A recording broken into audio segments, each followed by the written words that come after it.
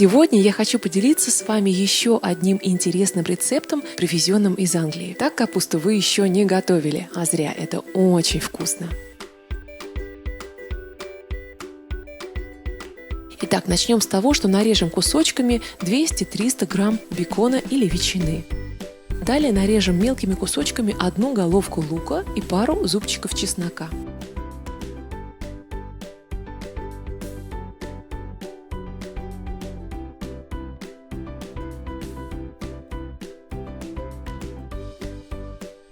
Тонко нашинкуем белокочанную капусту, у меня чуть меньше 1 килограмма.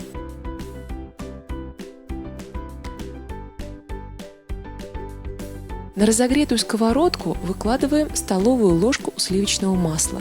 Далее выкладываем бекон и чуть пассируем 1-2 минуты. Далее добавим лук и чеснок, пассируем до мягкости.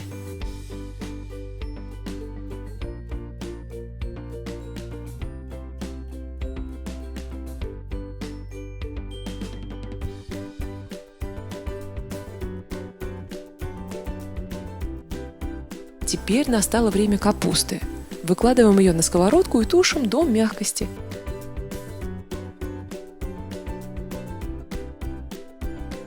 Добавим соль, перец. Все еще раз перемешаем и оставляем тушиться еще чуть-чуть.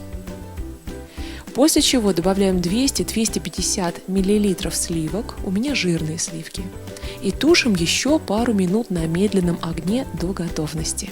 Сливки постепенно загустеют, и все ингредиенты впитают в себя этот замечательный вкусный сливочный соус. Наша необычная, очень вкусная капуста готова. Ее можно подавать как самостоятельное блюдо или как гарнир к основному. Приготовьте капусту в сливочном соусе, уверена, вам очень понравится.